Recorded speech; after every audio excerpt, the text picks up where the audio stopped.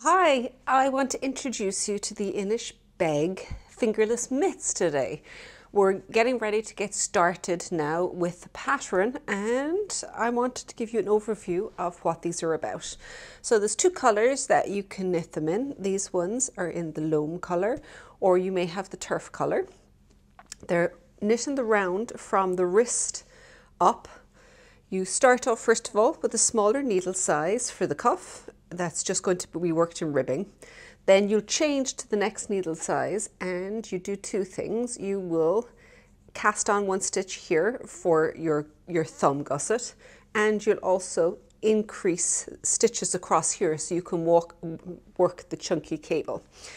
Once that happens, you will just work in the round, working your increases on each side of the thumb gusset, and you'll see they're in different sides. So this one, it's on this side. This one, it's going to be around at the end of the round over here.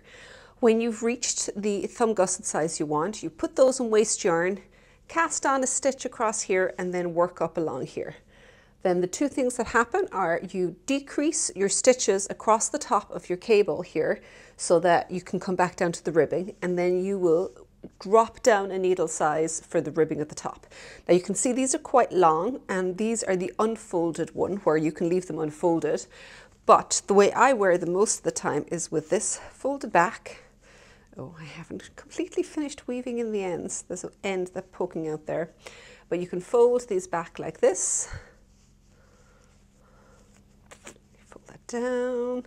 And they're really, really comfortable to wear just with the top folded down like this, because it means that you can access your fingers more easily, but if you need a little bit of extra warmth, you get to go fold them back down the other way, and then you just do a standard bind off.